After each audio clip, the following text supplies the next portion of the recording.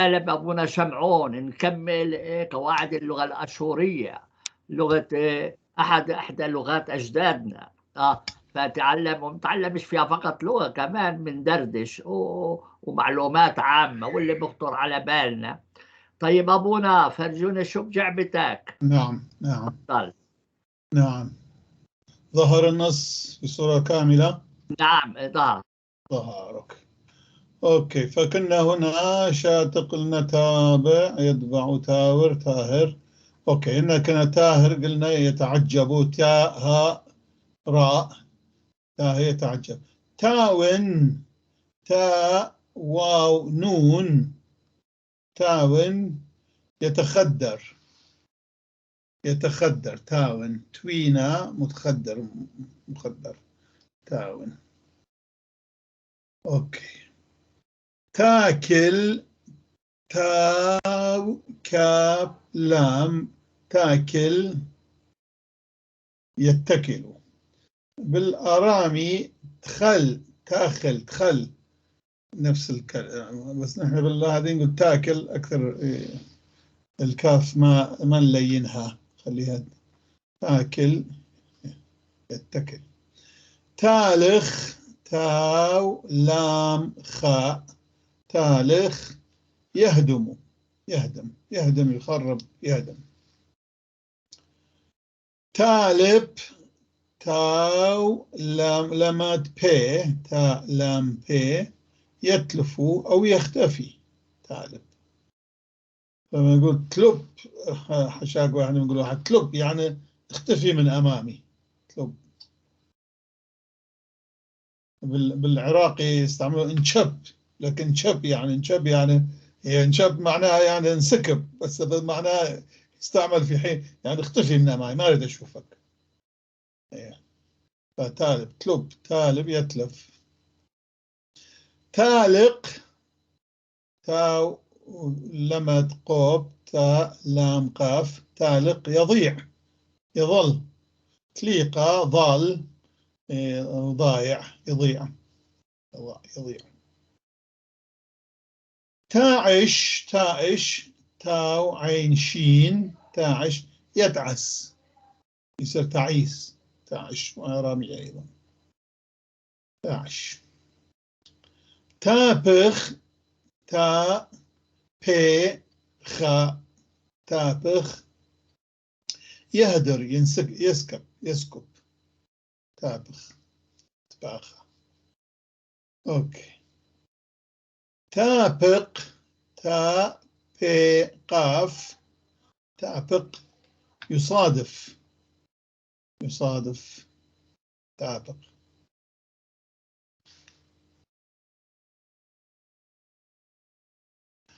تابر تابر تا بي راء، تابر يتحرش. تابر تبر بي تحرش بي يعني التصق بي. وشنو انت صرت لزقة جونسون؟ ما تفق يا اخا. عراقي يقول من واحد كثير يلج ويلج يكون هذا يجي يقول صرت لزقة جونسون.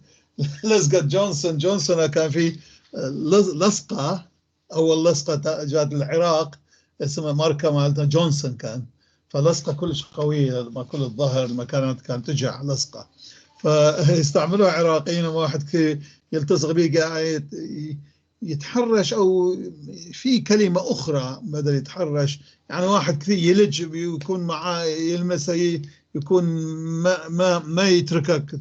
يقول شنو انت صرت لزقة جونسون يعني تلتصق ما بعد ما تفك. اوكي. فهذه تابر تفرغ بي تفر بي يعني تحرش فيه اوكي. تابت تا بي تا، تاو بي تاو يعطس يعطس. تابت تبتله. تاقل تاقل تاو قوب لام تا قاف لام تاقل يزن يثقل. تقلان يمكن هاي بالقرآن ما في تقلان أو تاقل تقل. نعم. أيوة. تارج تاو را جيم تارج يترك.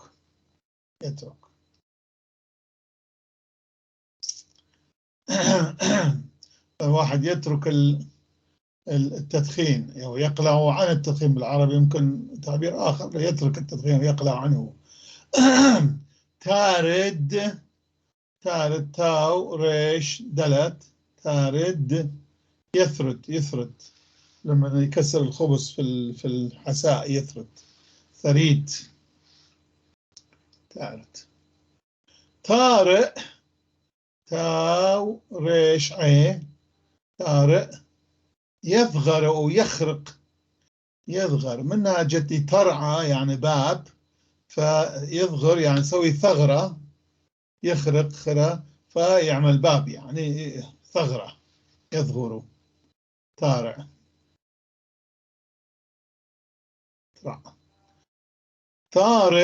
تارس تاو ريش صاد يصنع يصلح، يصلح يصنع. تارق تاو را قاف، تارق يزر يعني الأزرار، ماكو زر مثلا زر القميص يزررها يعني يقفل الزر، فتارق تراقة من ترقته هو الزر، تارق هو الفعل، ترق يترق ما في بعربي ترق يترق يعني يزرر أو يزر معروف. عندنا في القرآن فعل كلمة طارق، والنجم الطارق. فهنا ربما هذا هو المعنى. ما بعرف، بجوز يزر هنا يعني ايوه يزرر، احنا نقول يزرر ايوه، او يسكر شيء، لا زرار، لا أزرار زرار يزر. النجم الطارق أيوة. يزر. عندنا بعدين تارش تارشين، تارش يهدد ترش تراشا أيضا آرامية، تارش تارش. وهو الكلمة الأخيرة في هذه المجموعة، مجموعة الجذر الثلاثي السالم اللي ما بيه أي حرف علة. كل الأفعال المكونة من 3 حروف رئيسية وهي جذرية وأصلية بدون زيادات، هي هذه انتهت. نأتي على الجدول الثاني. عندي سؤال أبونا. تفضل. أنا عندي هنا قلت لك واحد كتاب عبري عن الأفعال العبرية، هو ما فرق بين المعتل أو غير المعتل، كلها وضعها وراء بعضها. عجيب. فهمت علي؟ عجيب. يعني بالتسلسل الأبجدي من أولها لآخرها كل هو الظاهر هذا بس قاموس يعني، أما أنا هذا مو قاموس عندي، هذا عندي شو اسمه قواعد. هو في الفصل آخر اللاحق 13 أنا مسوي هيك، ماخذ فقط هذه الجذور لكن بدون بالتسلسل، بدون بغض النظر عن المعتل ولا هذه. فهمت. لا هناك هو بعدين أعطى أرقام وبنهاية الصفحة كاتب هذا الفعل يصرف بهيك وبهيك وبهيك وبهيك ومثل هيك. فهم علي؟ بس طريقتك أحسن فعلا، أحسن. بس منيح واحد يكون عنده كل الأفعال، لأنه إذا بدي أنا أدور على فعل بروح أسأل وين راح أدور على 4 جداول 3 جداول، عندي جدول واحد فيهم كلهم. أيوة هو موجود، هذا الشيء اللي عملته أنا في الفصل الآتي.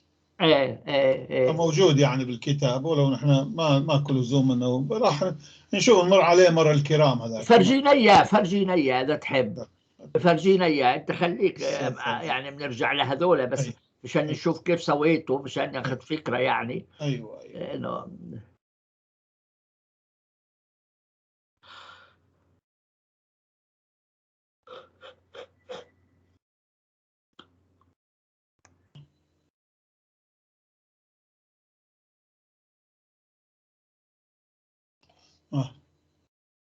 هذا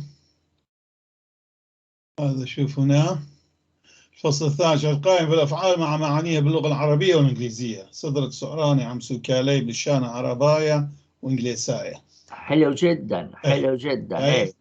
ففي هذا الفصل تجدون قائم بجميع الأفعال الموضوعة حسب التسلسل الأبجدي مع معانيها باللغتين العربية والإنجليزية.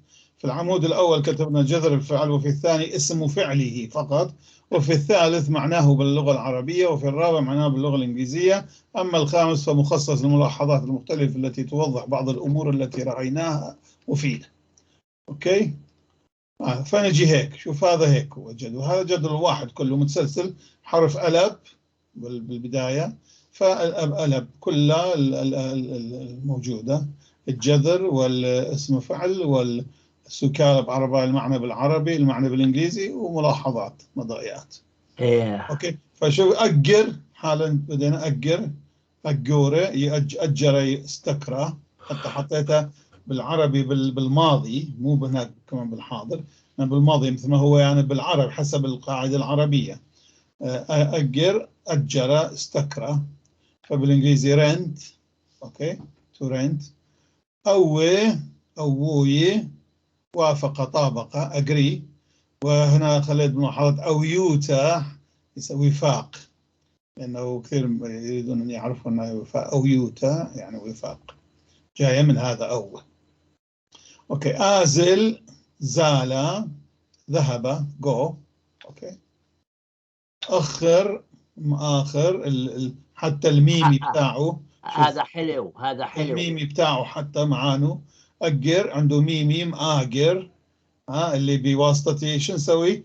نتفادى التجديد الحرف الثاني فيصير آجر آجور، فنفس المعنى لأنه نفس نعم. أبونا أنت شو رأيك؟ لأنه هذاك القائمة حتكون طويلة كمان ولا مش طويلة؟ اللي بقي اللي قرأ لفوق اللي قبل، اللي باقي بعد 8 لوائح 8 جداول. يا نهار اسود. بس اسم منها قليله جدا، يعني مثلا واحد اسم واحد جدول واحد اكو فعل واحد بس فيه. ايوه 10 افعال 20 فعل هيك.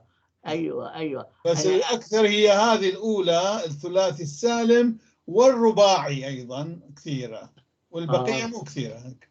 بس انا كنت افضل ان نتبع هذا شو اسمه القائمه. فهمت علي؟ ليش؟ تعرف ليش؟ لاني انا اذا بدي اقعد ادور على كلمه بدي اشوف الجذر تاعها، هذا يساعدني في البحث. نعم. وهذا ليش حطيته انا على حدة؟ لاجل هذه، حتى اذا واحد يريد يفتش عن فعل عن معناه هنا يفتش عليه ابجديا، سهل يكون. فموجود هذا، يعني ما راح امسحها هذا عن من الكتاب، لا. طيب شو رايك ان بدل ما ناخذ هذاك كله بناخذ هذول، هذه القائمه. اوكي. اذا تريد، اذا ما يتشوشون لا بعدين لانه هذاك يعني ما بعرف شو مدى فائدته. هم احنا نسال المشاهدين، اكتبوا لنا شو رايكم، أيوة. اذا تريدون. بس انا اذا بدي ابحث عن كلمه مثلا، هذا يفيدك هذا اكثر. ايوه هذا اللي يفيدك، هذاك ما يفيدك، هذاك صعب. مثلا اعطيني الفعل تاع شو اسمه حنفة. عندك الفعل حنفة بالقائمة تاعتك؟ نعم. فنروح على الخاء، شوف. ايوه.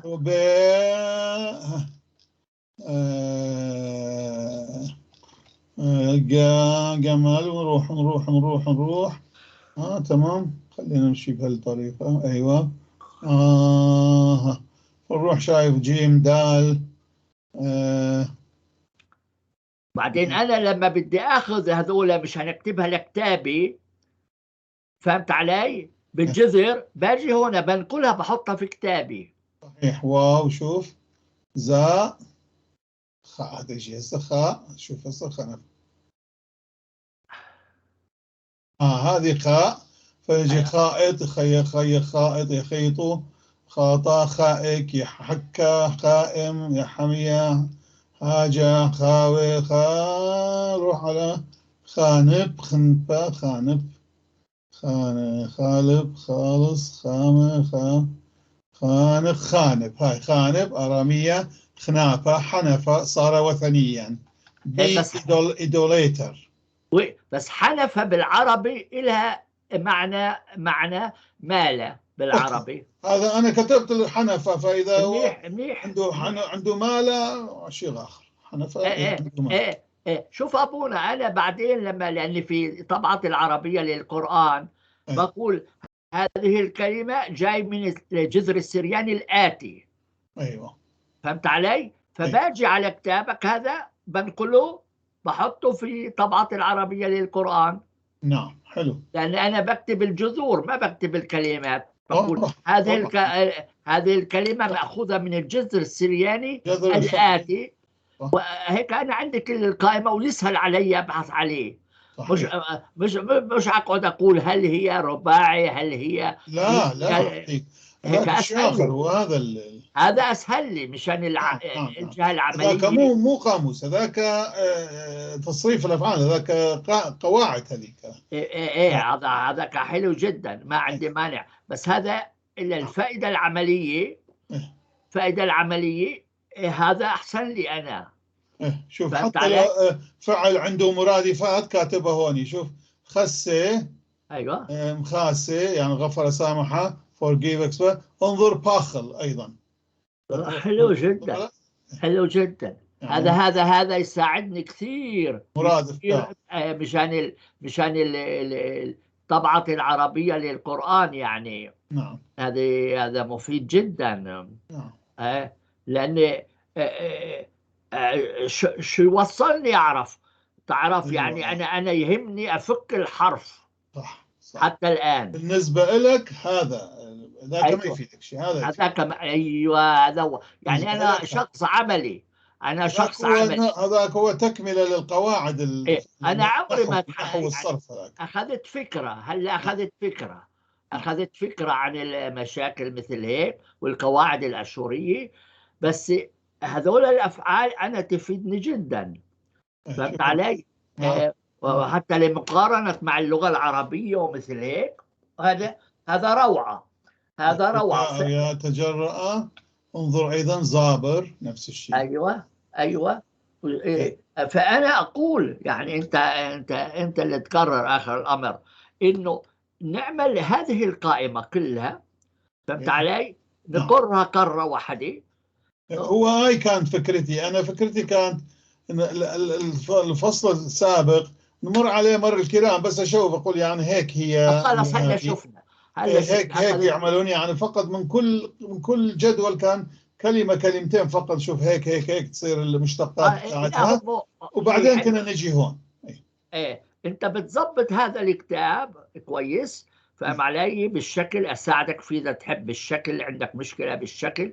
فهمت علي؟ او يعني نرتبه وننشره عشان وربما حتى على اساس تصحح الطبعة الاشورية. نعم. يجوز. لا هذه الطبعة الأشورية بالعربي. هذه راح نعيد يعني هسه تعدلها. ايوه، فحنحملها بدل اللي حملتها بوقتها في هذه. ايوه، عفارم عليك. في شو اسمه، في أكاديميا. نعم. واجى هذيك عليها عدد كبير من التحميلات ابونا. حلو. اجى عليها عدد كبير من التحميلات. فهذول تظبط لنا اياهم. بعدين نبدا مرحله. لانه امبارح تكلمت مع استاذنا لوكسمبورغ، قلت له احنا عايزين نعمل كتاب السميل يعني السريانيه تون تعب. فاهم؟ هذا كوليكسيون. قال لي انا تعلمت الالماني بهذا الاسلوب. شفت؟ هو قال لي انا اشتريت كتاب السميل، هذا اللي بعثت لك اياه. بتعرف في السميل عربي، السميل الماني، السميل فرنسي، السميل عبري ومثل هيك. هو تعلم الالماني بهذه الطريقه السميل. فاحنا لما نخلص هذول اذا عندك يعني بتحب هيك نشوف نعمل السميل ان شاء الله. نرتب الامور ناخذ العربي لأنه في السميل العربي أبونا. نعم. في السميل العربي. كيف تتعلم العربي بالفرنسي؟ فهم علي؟ احنا نغير الفرنسي نحط السرياني وبكون مقابله العربي. شو رايك؟ بعدين ابونا بعدين ممكن نقترح على السويديين يعملوا كتاب تعلم الاشوريه بالسويدي. نعم. فهمت علي؟ نعم. يعني نضرب عصفورين او ثلاثه بحجر. وبعدين بتسووه بالانجليزي. صح. هاي السميل يعني جدا شهيره، تعرف؟ يعني جدا شهيره هاي المجموعه. فهيك مشان المخاطبه. نعم. اساسيات اللغه. نعم. لأن أنا لو أخذ الكتاب تاعك ما أقدرش أركب جملة واحدة. نعم. هذا اللي يعرف بعد ما تعرف بالأسامي تتعلم ذاك الوقت إذا تريد أنه تتعمق بالقواعد وما أعرف إيش تجي هون. إحنا يقولوا عندنا هنا حط العربة قبل الحصان. أيوة. وكان لازم الحصان قبل العربة. وحط العربة قبل لا، مو هذه الحصان موجود. أيوة. قبل العربة للأشوريين أنا عملت هذا، ما كان عملت أيوة. هذا ممتاز. العرب، إنما الأشوريين نفسهم حتى يعرفون لغتهم زين. إيه بس هذا ممتاز لطلبة الجامعات والمدارس. العرب. هذا مهم، اللي عايزين يعرفوا القواعد الأشورية هاي. بس اللي أهم منه للناس للعامة هذاك هو السميل. وبعدين إذا أنت تعرف أبونا السميل مثلا عبري، تستطيع تقرأ الجرايد. صحيح، ليش لا؟ صح. شفت علي؟ يعني ويكفيك نوعا ما، لأنه أنت مش عايز تتعمق. يعني أنت عايز فقط الأساسيات تعون اللغة. فإحنا وياك ندرس. يعني إذا تحب أو تأخذ لك واحد أو اثنين السميل موجودين. أنا بعثت لك أبونا السميل. نعم. شفت العبري.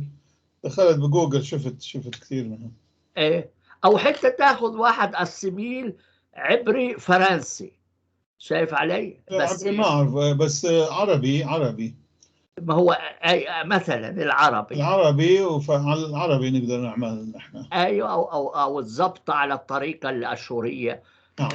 تبحث هل في السميل إنجليزي عربي كان إيطالي كان فرنسي كان، هذول اللغات اللي نعرفها يعني. أيوة، نأخذ الموديل منهم. وبعدين ممكن تتعاقد مع شركة السميل.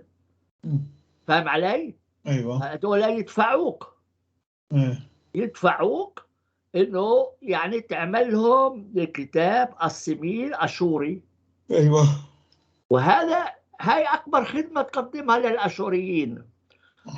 فهمت علي؟ حتى واحد سويدي عايز يتعلم أشوري يتعلمه، واحد إنجليزي يتعلمه، واحد إيطالي يتعلمه، واحد فرنسي يتعلمه، واحد عربي يتعلمه. فأنت تعمل البرنامج الأساسي ومنها تحولها للغة الأخرى.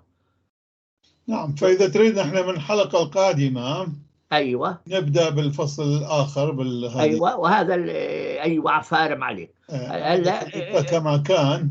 أيوة. كمل هلا على الطريقة هاي. والحلقة القادمة ننبههم من الآن إنه حيكون ناخذ الأفعال السريانية. وأنا هذا اللي يهمني أكثر شيء. معناها بالعربي والإنجليزي أيضا. هذا اللي يهمني نحاول أيضا هناك نصلح بعض الكلمات يمكن يكون أحسن. أيوة. أنه في كلمة أخرى عربي قابل أحسن فنرتبها يعني. ترتبها. أفارم عليك. نصحح الأمور نوع من لأنه لما أنا جادل معك بعض الأمور بنصححها ومثل هيك. أنا ما بعرف أشوري، لكن أهو ممكن أساهم على أسلوب البسيط هذا. نعم، العربي البسيط. كان العربي على لأنه أنت أوقات تستعمل أفعال إحنا ما بنستعملها بالعربي. صحيح. فهي حلوة. أنا كثير يعني أستفيد من هذه. وأنا كمان أستفيد. أنا أطرب للسماع الأفعال الأشورية. أطرب عليها. وأقعد أفكر وين هاي بتروح وين بتيجي وشو شبه بينها وبين العرب ومثل هيك. مخيلتي بتسرح. لأنه أقرب لغة للغة العربية هي هاي الآشورية الآرامية، والآرامية خاصة. ايوه، والعبريه كمان. العبرية أيضا. أيوة أيوة. للاسف ما عندي وقت كثير اقعد ادرس كل هذول اللغات يا لا ابو. طبعا صعب. مستحيل. خلينا اذا نكمل وين ما كنا. نكمل. أيوة، نحن انتهينا من الجدول الأول اللي كان عن الأفعال الثلاثية السالمة. نجي الجدول الثاني هو عن الأفعال الثلاثية معتل الأول. المعتل الأول. وعلى فكره ابونا بعدين احنا لما نعمل كل الافعال بالتسلسل الابجدي هناك حنصلح اللغه للكل. صح. نصححهم كلهم للعربي، نعم. العربي، وبعدين تستفيد منهم بهذا. صحيح. تستفيد منهم لهذا، يعني اسهل لك حتى بعدها. نعم. نعم. ترجع لي اياه بتقول انه هاي والله قلناها هيك. لا، هي أسهل. لو نحن نعمل هذاك أنا راح أمسح هذا العمود اللي سويته بالعربي. ماكو لزوم بعد هون يكون عربي. لا لا لا، خليه ولا يهمك. لأنه زايد. لا لا لا، موجود ليش؟ كسر الخير خيره، ما بزعج حد. ما بزعج حد. أوكي إذا رأيك هيك. لا، يكون افضل حتى. جميل. حتى جميل. انا ارى هيك يعني ما. جميل، لأنه تقريبا عملنا خلص نص ما دام وقت. تعبت عليه ليش أيوه. تقعد. جميل. أوكي، فخلينا نروح هسه بالجدول الثاني الثلاثي معتل الأول. عندنا مو كثيرة، يعني نسبة أقل من هذيك. عندنا الفعل الأول آزل يذهب، فعل شاذ. هذا عنده بالجدول الخاص رقم 10 جدول. راح نشوف ما مخليه هون المشتقات.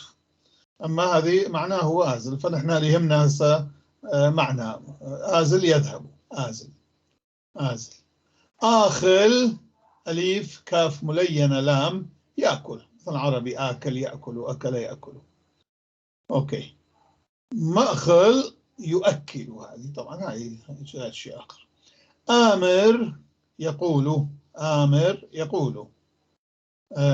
أليف ميم راء. آمر. بالعربي أمر يأمر شيء آخر، أما بالأشوري آمر يعني يقول. آسق أليف سين قاف يصعد.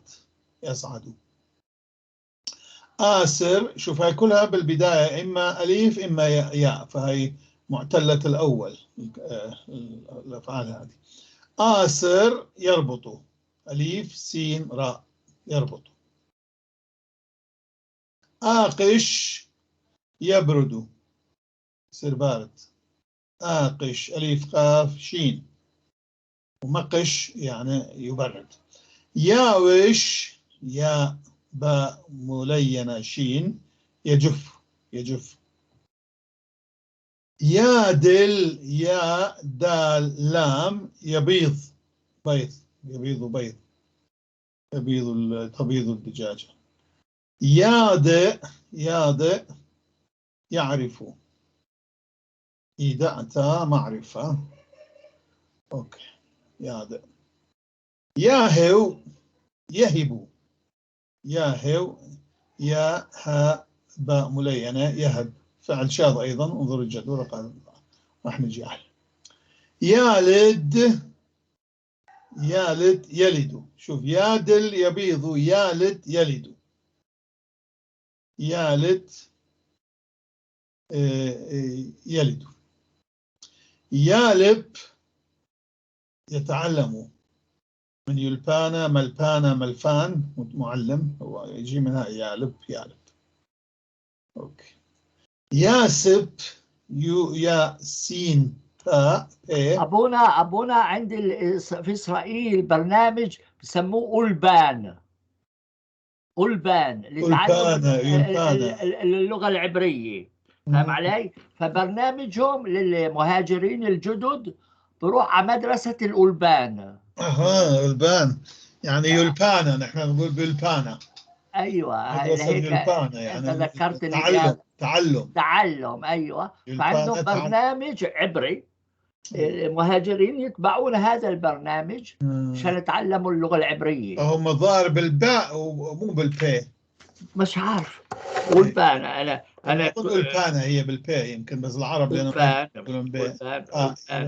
ايوه. انا ذكرتني بهذا أنا هبحث إذا عندهم برنامجهم الخاص بهم ألبان. ايوه فعلي ربما أنهم عندهم يابان عندهم منهج خاص بهم اكيد. الألبان. حلو، واحد يستفيد.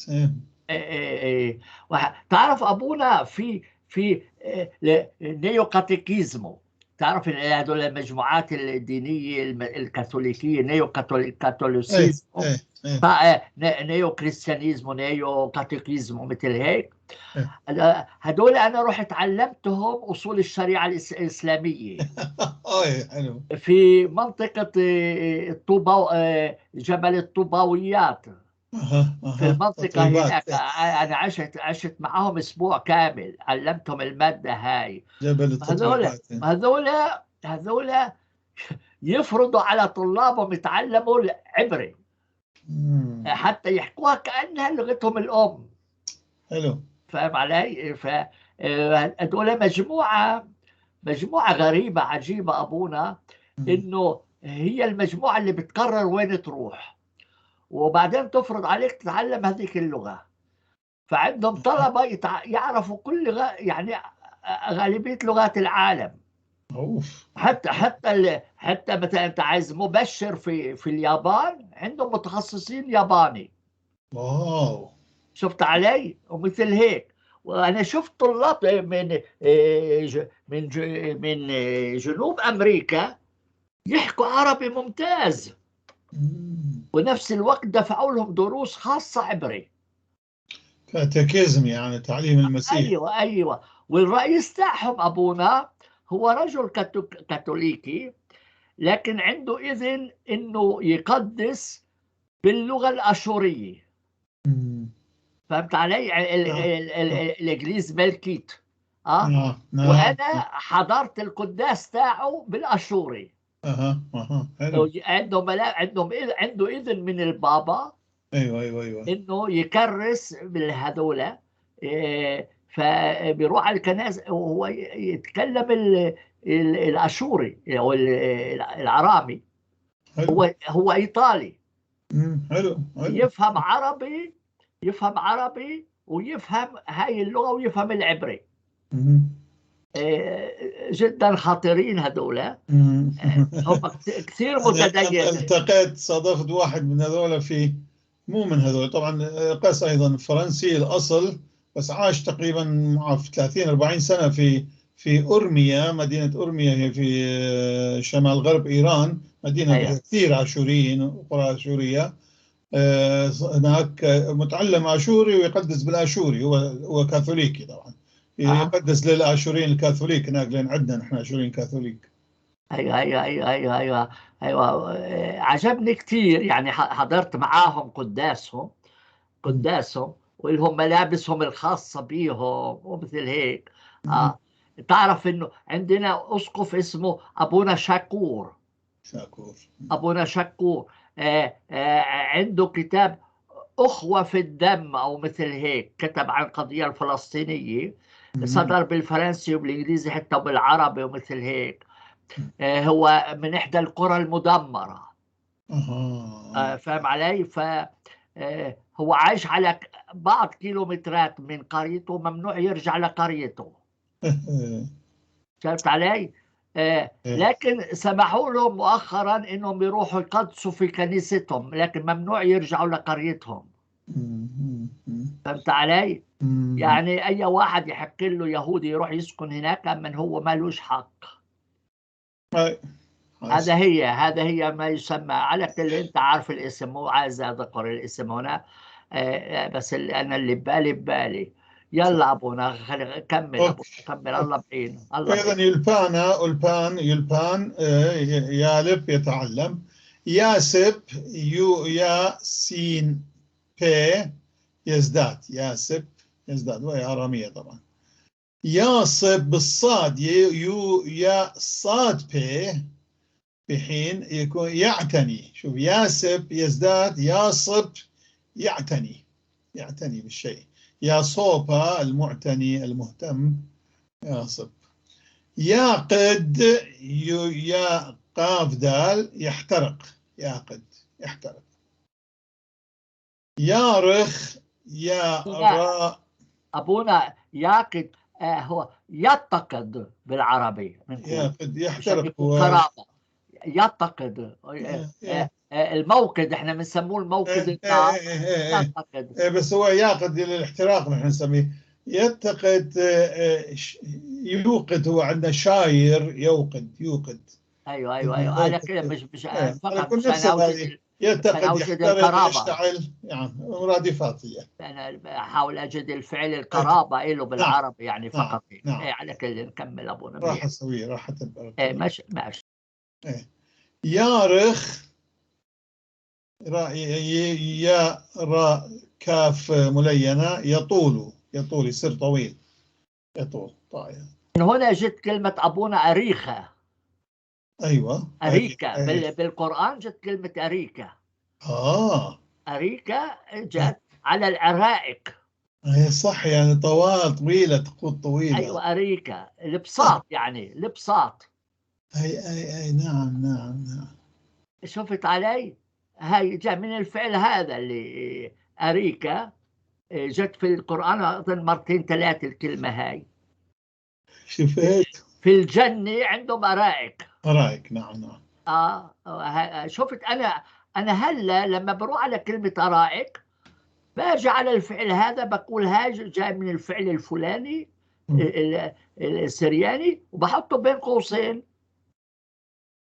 هو بالفعل بالآرامي يعني القديم هو الريخة. أيوة. مو يارخ، إما الريخ.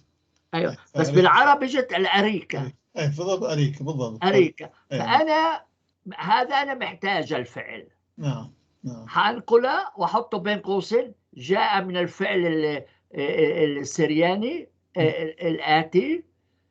بس احنا لازم نكتبه بالقديم. نعم أريكة. نعم. بالقديم لأنه زمان ما كان كلها راح نكتبها بالقديم لما نحن نكتب. هاي غير شيء. هذا الآرامي نحن نكتبها بالآرامي، لا بالسرياني ولا بالآشوري، بالآرامي. أيوة. عفارم عليك. هيك احنا شفنا الأسلوب للعمل هذا، مش هيك؟ شفناه سهل آخر الأمر. بس الآن المرحلة الأولى أبونا فقط احنا بندردش إنه هلا أنا بتحقق من مضمون كل الحلقات اللي ذكرنا فيها كلمة سريان وكلمة لوكسمبورغ. وبنصححه. هلا بتحقق منه كله. أيوة. بدأنا بأول حلقة نشرتها اليوم، هو المنهج. قرأنا 4 صفحات. وتحققنا منه وصححنا كل شيء. وبعدين كل كلمة فيها سرياني أو لوكسمبورغ، يعني ما هو دائما يقول لا هذا أنا ما قلته ويزعل. أنت بتنسب شيء لي، فلازم أحسن أنه تراجع ويكون تحرير أخير، يعني يتحرر. أيوة تحرير أخير. وبعد ما هو يوافق على الكل يجي عليك. أيوة حلو. عشان نزيد السرياني، مش عم نعمل شغلتين يعني. لازم نخلص شيء وبعدين نبدأ الشغل الثاني اللي تكمله، خوف لا يكون تكرار. هو أستاذ لوكسمبورغ هو طبعا يقول سرياني لأنه جاء في الحديث أنه تعلم السريانية، قال محمد. أيوة. سرياني هي آرامية، بس هو طبعا خلي مو مشكلة. ما خصني سرياني. ما خصني. أيوة. احنا ذكرنا سرياني. طبعا سرياني نسبة إلى هالشيء هذا الحديث، لأنه بس أضفنا احنا أضفنا في النص سرياني أرامي. أيوة. احنا أضفنا الكلمة أرامية. حلو. أرامي. وحتى يعني في فقرة سميناها هيك اللغة السريانية الأرامية. أيوة. هو عنوان كتابه السريانية الأرامية. حلو. يعني الآشورية الأرامية. أيوة.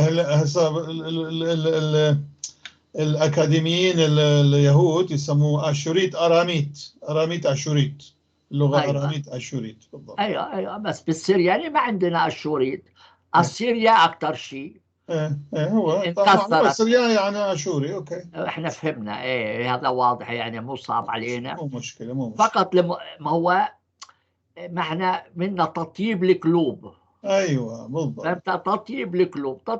أنا ما زال هو أستاذ لوكسمبورغ، فنحن نحترم رأيه ومنتهى، مو مشكلة. ومو بس طبعا فقط هيك، لأنه جاء في الحديث. أيوة أيوة مشان أيوة، المسلمين هذه يقروا. طبعا أحسن حجة هذه، أنه عذري أنا وجاء في الحديث. أوكي، جاء في الحديث، شو بدكم لا أحسن تستطيع من قال هيك؟ السرياني فانتهى. إذا محمد أمركم يعني أمر الكاتب تاعه يتعلم سرياني، إيه. حنشوف شو كان يفهم هذا السرياني. أيوة يعني حجة، طبعا. هذه حجة مقنعة. نعم نعم. إيه؟ لولا صاحبه هذا ما كان يعرف يكتب الكتب، يقرأ الكتب اللي بتصلوا، أيوة. المكاتيب اللي بتصلوا. يعني فإحنا نقول إحنا نشوف هذا. حتى في صديق أبونا عاملين مؤتمر في طهران، إيه. هو شيخ سني، مهم. بده يشارك في المؤتمر هذا. الموضوع تاعه أثر السرياني في فهم القرآن. أوي. إيه. فهو دائما بالتواصل معي، هو صديق لأستاذنا، مم. وبعت لي النص تاعه. مم. يعني وكتبوا على الطريقة الإسلامية مشان يعرف يمشي الموضوع برضه. طبعا. يعني بس ما في مشكلة. فاهم علي؟ بس إنه ذكر أساليب أستاذنا لوكسمبورغ في هذا المجال، جميل جميل. ويقدمه لإيران. نعم، خطوة إلى الأمام هذه. نعم، إيه، خطوة جميلة. هو اللي يعني هو اللي حث أستاذنا مشان يرجع للحلقات. جميل. شفت علي؟ يعني حتى منهم جاي لأنهم عارفين إنهم محتاجينها. نعم نعم نعم. وما دام إنه الحديث بيقول تعلم السريانية، معناته ما فيش حد يقدر يعترض. شفت علي هيك؟ لا كمل أبونا، يلا الله بعينك. يا يستا. أوكي، يا رخفا يا رخيا الريخ أريخا، يعني يطول. يا رت يود ريش تاو، يا رأتا يرث مثل العربي، يا رت يرتانا هو ميراث. يا تو يا تا باء ملينة، يا تو يجلس، يا تو. انتهى. هاي الأفعال المعلولة الأول، معتلة الأول، هي هاي موجودة. عندنا جدول رقم 3 الثلاثي معتل الوسط. نجي هون بائز، هون ما عملت أنا هذه بعد. أوكي حلو، طالع هذه سوري عربي. بائس معناه ينسكب، ها موجودة. أوف ما شفتوها، شوف عجيب. ينسكب موجودة. بائس ينسكب، بياز بيسته.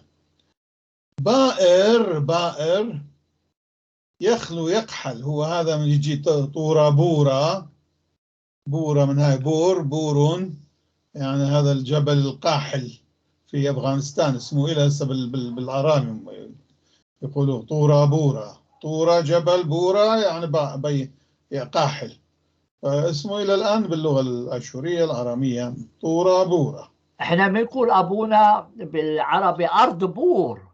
شفت حتى بالعربي بور، أيوة. احنا بنقول أرض جاي من هذا بور. بائر يخلو، يعني يخلو يقحل. الأرض البور عندنا معروفة، الأرض اللي مش مزروعة. مش مزروعة، قاحل. بيقول لك روح اسرح بالأرض البور، بور، نعم. ارعى البقر في الأرض البور. نعم. فاهم علي؟ الأرض اللي مش مزروعة، أيوة البور هذا هو. هذا بالضبط، هو. هاي بائر بور.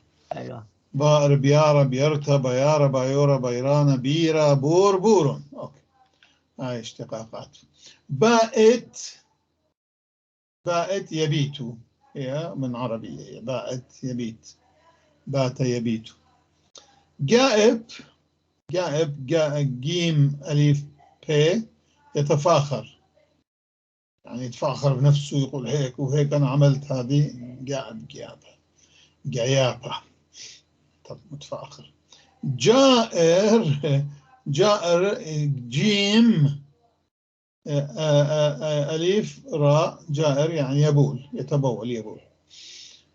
جائش جيم أليف شين، جائش يجس.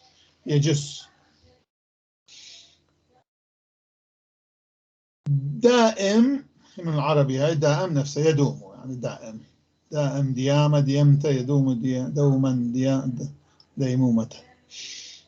دائن، دائن دال أليف نون يدين.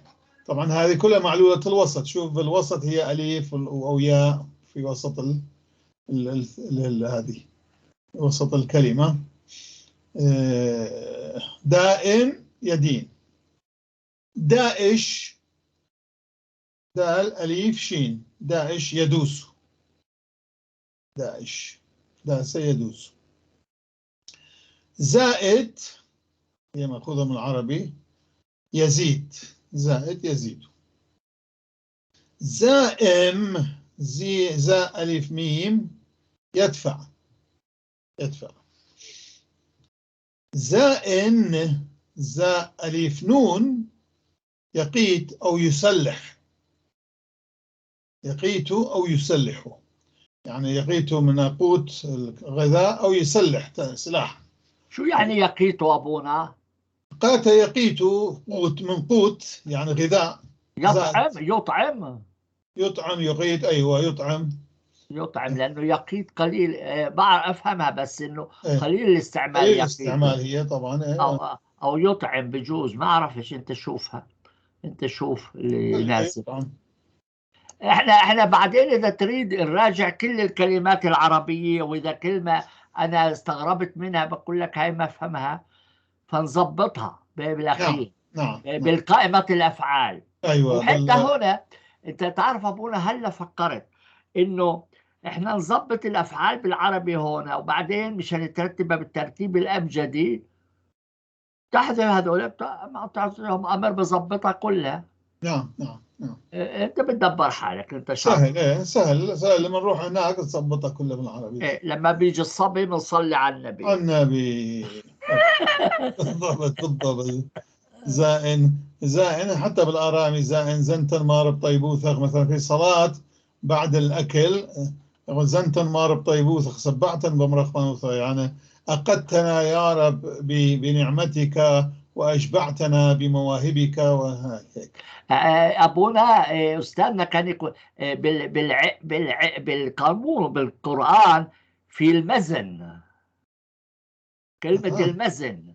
شفت؟ هي هي زان يزن مزن يعني الطعام. شفت؟ هو هذا زائن، ويفهمها هيك. طعام يطعم. أأنتم أنزلتم المزن أم نحن المنزلون؟ شفت؟ ايوه طعام القوت، يعني القوت. ايوه القوت اليوم. فهم فهموا المزن معناته المطر. اوف. فاهم علي؟ احسن خلينا نخليها يقوت اكثر هي. ايوه يقوت فهمت القوت. علي؟ المزن أيوة. هم فهموها الغيوم. الغيوم. فاهم علي؟ هو فهمها بالسرياني المزن الطعام. ايوه مزنه يا فهمت مزنه. علي كيف ربطت؟ من زائن، هي من زائن جدي، زائن زن. يعني حتى المسلمين اللي يتبعونا يستفيدون لفهم القرآن. صحيح. يعني مو خسرانين شيء. لا يعني الكلمات الموجودة اللي هي مو عربية وما هذه حتى يعرفون شو أصلها وشو معناها الحقيقي، مو المعنى اللي حاول المفسرين الذين لم يكن لهم علم باللغة السريانية حاولوا أن يعطوا لها معنى لأنه شافوا ما لها معنى بالعربي.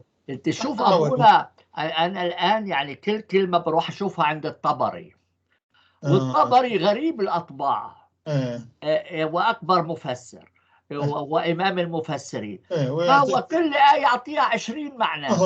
وبالنهاية يقول والله أعلم. لا يقول يعني الله أعلم، حتى هو مو متأكد من أي شيء. هو يبدأ دائما يقول واختلف أهل التأويل في تأويل ذلك. هاي عبارته دائما يكررها.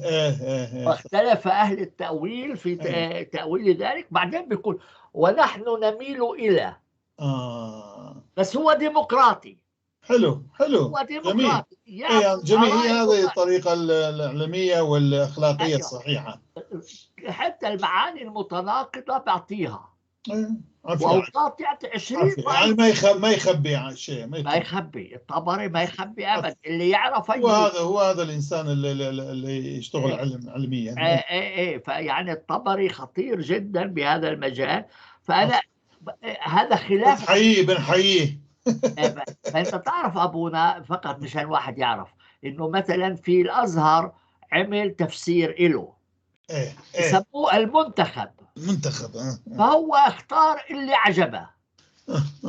المنتخب يعني هو انتخب، ما يقدر يعطيك 20.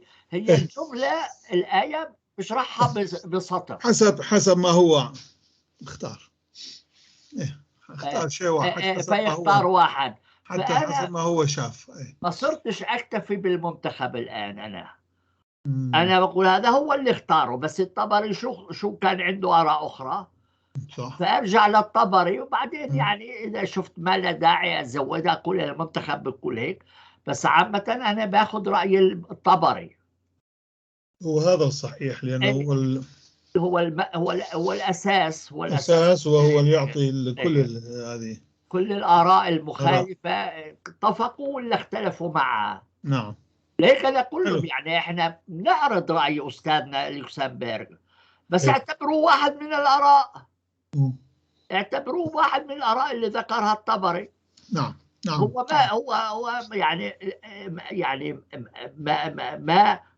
يعني ما ترك الآراء المخالفة لرأيه. ما ترك الآراء المخالفة لرأيه، ونعتبر رأي أستاذنا لوكسمبورغ واحد من الآراء. نعم. الآراء مو ضروري تتبعه، بس مثل ما هذاك ذكر آراء مختلفة، نحن نذكر آراء مختلفة. بين أستاذنا لوكسمبورغ خذوها بهذا المعنى يعني. جميل. حكموا عقلكم. حكموا عقلكم. يلا أبونا كمل هيك مشان نفيد كمان للفائدة الأكبر. أيوة، مشان نشوف يعني علاقة اللغة الأشورية بالقرآن. يعني ما هو يعني نعم. c'est pas l'art pour l'art مثل ما بيقولوا بالفرنسي. لا تدرس الفن للفن، لازم يكون له نتائج علمية. صحيح. وفائدة من أجل غاية تكون هناك غاية. أيوة، هي غائية. فهنا اللغة الأشورية تساعدكم يا مسلمين علشان تفهموا قرآنكم. شو بدكم أحسن من هيك؟ أنتوا لازم تضربوا شمعة لأبونا شمعون. وكثير من أيضا من الكلمات اللي تستعمل في اللهجات العربية المختلفة. أيوة. هي هون موجودة مأخوذة. أيوة، وهيك نفهم حتى لغتنا أفضل. أيوة. نشوف ما علاقتها بهاي الكلام مثلا، وكيف تطورت اللهجة. لأنه هاي مثل ما تقول يعني هو الأشوري هي لهجة مثل اللهجات العامية العربية. أيوة. بينما اللغة العربية الفصحى هي اللغة الأرامية. نعم. مش هيك؟ صح. بالبشطة هي الأرامية، مش هيك؟ صح. هي الأرامية القديمة. أيوة بالضبط. فيعني نفرق إنه هنا أشورية هي العامية السريانية. إحدى اللغات اللي نشأت من الأرامية، مثل ما الإيطالي نشأ من اللاتيني. أيوة. حتى المندنائية أيوة. الصابئة بتكلموا أشوري، لكن لهجتهم لهجة أرامية. والبارونيين السريان الغربيين لهم لهجة أخرى. نعم. هي كلها لهجات. هي لهجات، فاهم علي؟ فنعرف يعني من وين اجت هذول اللهجات ومثل هيك، فنستفيد منهم. بس اللغة الأم عندهم هي اللغة الأرامية. هي لأن آخر ما وصل إليه التطور اللغوي من السومريين، أكاديين، بابليين، أشوريين، آراميين. يعني آخر مرحلة كانت الآرامي. تمام. بعدين تفرعت إلى لهجات. لهجات ما أعرف تفرعت إلى لهجات هي آرامية كلها. والآرامي نفسه جاء مثل ما قلت سلسلة من الآشوري، والآشوري من البابلي، والبابلي من الأكدي، والأكدي من السومري، وهيك اختلطت. يعني كل واحد أخذ وأزاد. يعني مثل اللهجة المصرية، يعني إماننسيا تراشندنسيا صار بها. إماننسيا تراشندنسيا باللاتيني هذا المبدأ. يعني يحوي ويزيد عليه، يضيف فتكون، صار تراكم معرفي ولغوي كبير. أيوه أيوه أيوه، وما هو المعرفة تسمى العلم، هو تراكم المعرفة. أعرف تراكم معارف أيوه. واللي يخترع سيارة هو تراكم معلومات. صحيح. تراكم معلومات طبعا يعني. ما من الصفر، ما في من الصفر ما يبني شيء. حد يقدر يعمل سيارة من الصفر. صفر لا. يعني تحطه فوق شيء الجبل عمره مبني ما. على شيء، شيء مبني على شيء. أيوه أي شيء. وآخر شيء هو الطبيعة، من الطبيعة. أيوه أيوه أيوه أيوه يعني أيوه أيوه. أول ما استنبط من الطبيعة واحد وعمل شيء صناعي حاكى الطبيعة، يحاكي الطبيعة، بعدين جاء آخر أضاف إلى ذلك، وجاء آخر أضاف وأضاف وأضاف وأضاف وأضاف، فوصلنا إلى ما وصلنا إليه اليوم. بالضبط هو هيك. فعلا فعلا. خلينا نرجع إلى صاحبنا هذا زاير، صاحبنا الفعل زاير، زاء يا راء، ينتفخ. زاير ينتفخ، زيارة. فلان يقول هذا زيارة اللي كانوا ينتفخ بنفسه، يعني منتفخ بنفسه، يعني شايف نفسه كبير كثير. اوكي. خائط يخيط مثل العربي. خيط ألف طيط، خاء أليف طاء، خائط يخيط، فيصير خياطة. شوف الخاء تنقلب إلى ياء مثل ما قلنا، هي لأنها معلولة، فتصير خياطة خيطة خياطة خيوطة خيطة خوط خوط. أوكي شوف هاي. أوكي. خايك، خايك، خاء ياء كاف، يحك، يحك حك، خايك. خايم، يحمى، يحمى. خايم يصير حامي، يصير حامي، يحمى، خايم. خائب، خائب، خاء أليف بي، يستحم، خيابة خيبته خيابة. أوكي. خائر، خائر، خاء راء أليف راء، ينظر، خيارة خيرته، ينظر. طائس، طاء أليف سين، طائس، يحلق. طاس ونخث ملاخة من شميشمية. هذه في هناك إحدى الترانيم القديمة في عيد القيامة. طاس ونخث يعني حلق ونزل ملاك من السماء، من السماء العليا، ودحرج دحرج الحجر من فوهة القبر، فوهة قبر المسيح. يعني طاس ونخث ملاك شمية. أوكي. طائب، طاء أليف بي، يطفو، طائب يطفو، طاف يطفو، طوف يطفو. شايد، كاف تحت هذه المادة المتموجة، شايد يعزم. هناك عنده مرادف شفناه زامن أيضا، وهذاك هو أصلي أرامي زامن، وشايد أيضا استعملها يعزم. كائم، كاف أليف ميم، يسود، يسود، يسود يصير أسود. كائن. كملة، كملة باتس، اسودد وجهه يوم تسود وجوه وتبيض وجوه يوم الحشر والفشر. اوكي. يسود مع الأسف، مع أنه ما أعرف ليش الأسود هو دائما مقابل للشر. اوكي. أنا أبونا مرة اتصلت في سيدة كفيفة، يعني ما تشوف، فهي متضايقة جدا من القرآن، لأنه القرآن لماذا حشرتني أعمى؟ فاهم علي؟ ففي القرآن العمى قال لا يسمعون ولا مثل هيك، فقال لي اعمل لنا حلقة عن موقف القرآن من العميان. وهي زعلانة على القرآن. يقال انه مره محمد كان قاعد وجاء واحد اعمى، فهو دار وجهه هيك عليه، وهذه أيوة بس يعني بالقرآن استنكف منه. ايوه في القرآن جت لماذا جعلتني أعمى؟ أو مثل الحكي مثل هيك. فهي كانت مسكينة كفيفة، كانت متضايقة إنه أيوة. القرآن قال يعني إحنا ما بكفينا مصيبتنا يجي يعمل لنا مصيبة أخرى. إيه لا هي مو كانت حلو هيك. يزدري، يعني هذا ازدراء يعني هذا مو. فأنا يعني هي اتصلت بي بالواتساب أو مثل هيك. بعدين بعثت لها صورة، قلت لها شايفة هاي؟ بتقول لي معذرة أنا ما بشوف. قلت لها مسكين. ليش ما بتشوفي؟ الصورة مش واضحة. قالت لي لا أنا كفيف. اوه. فبكيت. بكيت يعني أنا فكرت إنه يعني أنا ما أوصل لهذا. فهي شو اسمها مسكينة كفيفة. نعم نعم. فاهم علي؟ بس هي كانت شاعرة مصرية. اوي هي شاعرة. اوي اوي اوي.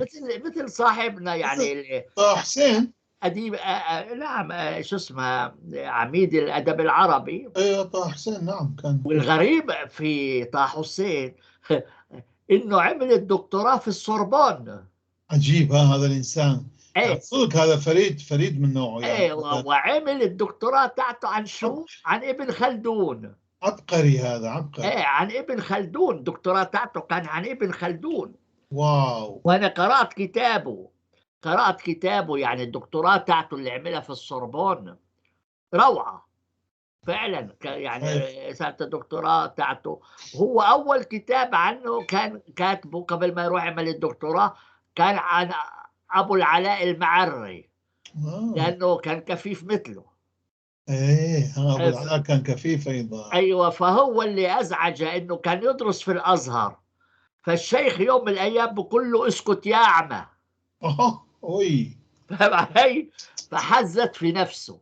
اكيد اكيد. فحزت في ذكر هذا في كتابه الأيام. اه. سيرة حياته في 3 4 أجزاء. فأنا عندي إياهم هنا الأجزاء تقريبا كلهم. أمم. فهو يذكر قال له اسكت، اسكت يا أعمى. أمم. اسكت يا أعمى. مسكين يعني. على كل الله يرحمه. اكيد اكيد. الله الله يرحمه. يرحمه. يرحمه. على كل حال ممكن كان عبقري، كان عبقري. أكيد أكيد. إيه. بس أنت قرأت له؟ لا صدق ما قرأت. في له قصص قصيرة أبونا. أمم. ما أعرفش عنوانها. أنا قرأتها. آه، في آخر كل قصة، قصة صغيرة من صفحتين أو 3، بكل آخر القصة تبكي. اوف. تبكي. أمم. يعني كلامه مؤثر لدرجة حلو. أمم. أمم. غريب عجيب. يعني مقدرته في التصوير الأمور. انا كثير ابكي لما اقرا هيك قصص، يعني حتى آه، كنت اقرا من ضمن الادب الاشوري، لاني كنت ادرس يعني بالكنيسه يعني، عن آه، محاضرات كثير جماعه يجون هذه. اقرا بعض الكتب هيك قصص قصيره من الكتاب عندنا يعني، اذا يكون هيك مؤثر ابكي كثير مرات، ما اقدر اكمل. يبكي. عاد يبكي يبكي. حقيقه، واحد يتاثر هيك من هال. آه، المهم فاشل. يلا. نكمل شوي لأنه هلا صارت ساعة وشوية.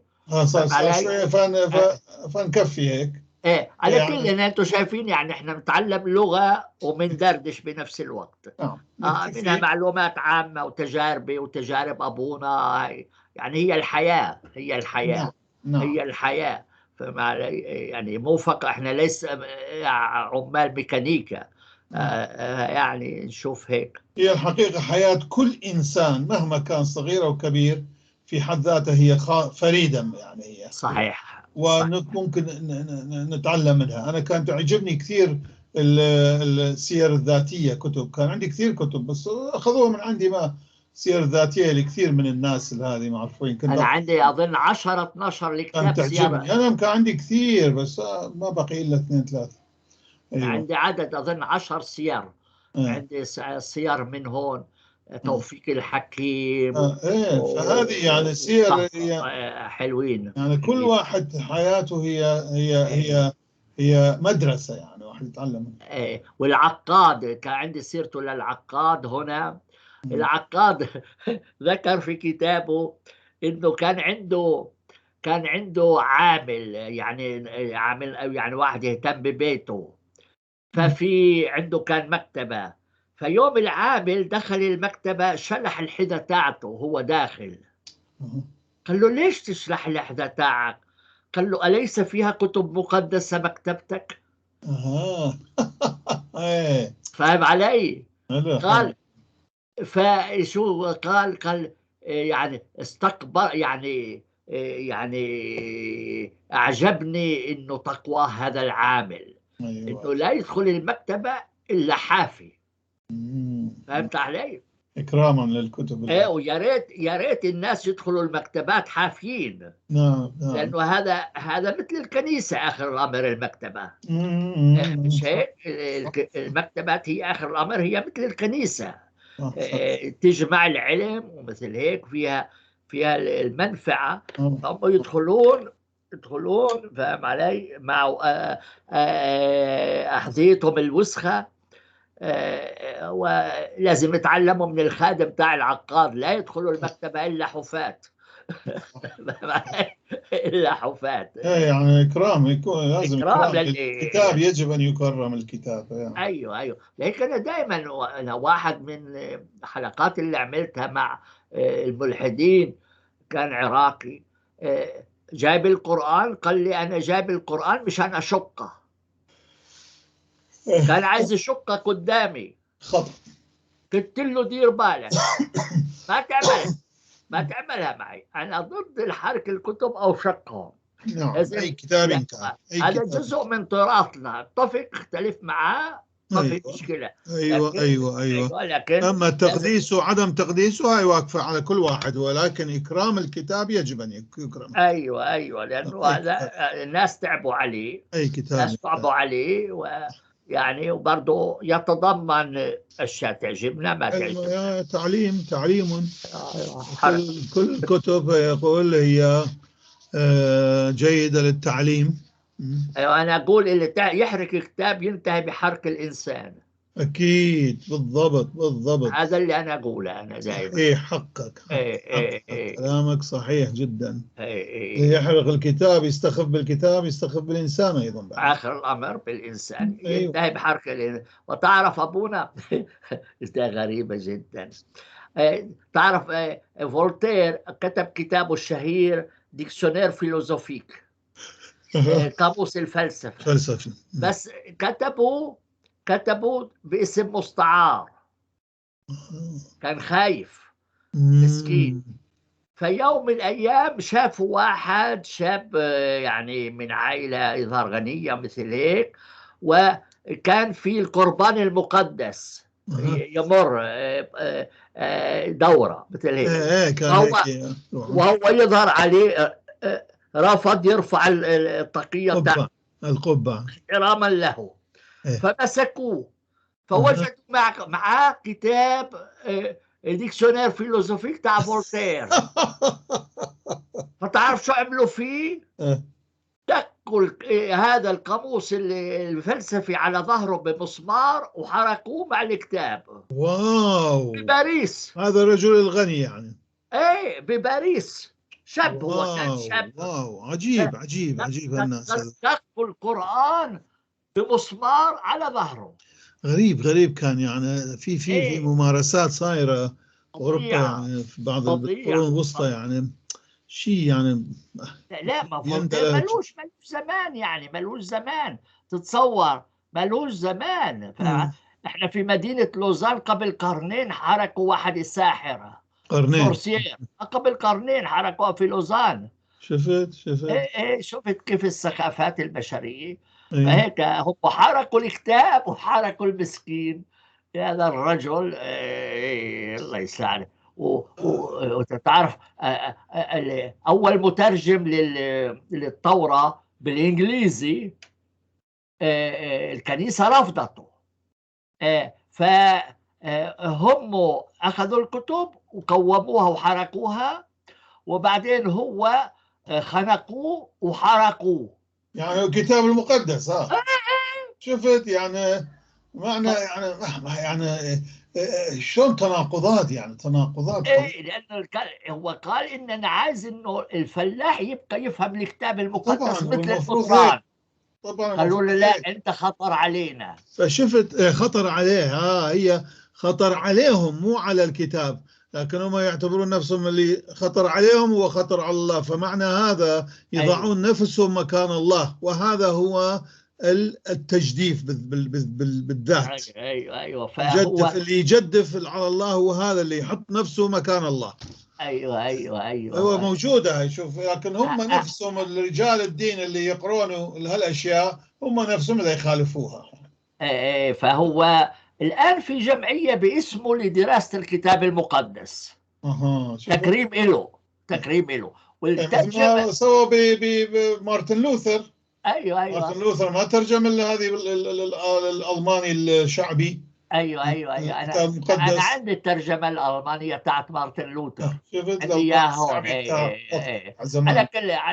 على كل ابونا يعني مشان يقول لكم يعني احترام الكتاب ده ضرورة. ايوه ابونا انا شاكر فضلك، احنا انتهينا هون، وبالحلقة القادمة حنقر نقرأ كل الأفعال بالتسلسل الأبجدي الأشوري ومشان نستفيد منها، حتى مشان القرآن بذاته يعني كمان استفادة عملية. ما دام انتم بتكرسوا محمد بذاته قال تعلموا السريانية، شو بدك أحسن من هيك؟ خلص يا سيدي، خلص يا سيدي. أوكي. شكرا لك على كل الإيضاحات اللي أيضا إضاءات تسويها بالنسبة لي. أيوه. تسلم أبونا. وأنا بدي أشكر جميع المتابعين، وأرجوهم أن يعني يشتركوا في القناة وفعلوا الجرس واكتبوا ملاحظاتكم، خلينا نستفيد منكم. يكون الفائدة متبادلة. صحيح احنا بنروح شمال يمين نصرح بجميع الاتجاهات، بس يعني هي برضه ثقافة عامة. يعني تنطلق من الشغل هذا اللي نعمله يعني. ايوه احنا ما بنبعد كثير، بس هي تنطلق دائما من يعني فيها عذر يعني. ايوه تنطلق من شغل هذا اللي نعمله، من الكلمات، من هذه من المعاني. ايوه نبين علاقة الامور. ايوه حتى دردشاتنا هي تنطلق من هذه من شغلنا هذا. ابونا اذا موعدنا القادم باذن الله سيكون يوم الاثنين. نعم. ابونا عندي سؤال. ممكن نحطه يوم الثلاثاء؟ 2 3 ما في مانع. تعرف ليش؟ لأنه يوم الاثنين هو دوره لأستاذنا. ما في مانع. فأسجل 5 ساعات في نفس اليوم. لا فأحسن. أيوة. 3 أوكي أنا بالنسبة لي ماكو مانع. بعدين ما نقعدش نركض. نعم. فاهم علي؟ مشان ما ناخدش وقته لأستاذنا. نعم. وأنت أيضا حتى لا تكون على عجل وتكون هذه 5 ساعات تسجيل يعني هلاك. أكيد. يعني أترك من عندك وأروح أركض عند أستاذنا. الله يساعدك. لا أوكي. فخليها يوم الثلاثاء يوم إن شاء الله، ونخلي لأستاذنا يوم الثلاثاء. وهلا اتفقنا حتى نعمل الساعة 6 معاه مشان ما تأخرش بالليل عليه. حلو. فاهم علي؟ لأنه أوقات هو الحلقات تاعونه تدوم 4 ساعات. أيوه 4 ساعات يعني الحلقات. أيوه الله يسعدك.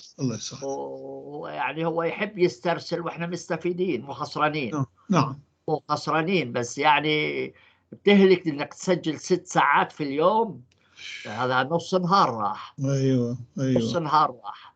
أنا جدا سعيد أكون معك أبونا، يعني أنت عارف. شكرا أنا كذلك. شعور متبادل، وآمل إنه مشاهدين كمان يستفيدون من الحلقات هذول إنسانيا ولغويا. نعم ذلك أيضا. يلا أبونا رب شبريخة. مع السلامة أبونا، مع السلامة. سعيدة. سلام أبونا.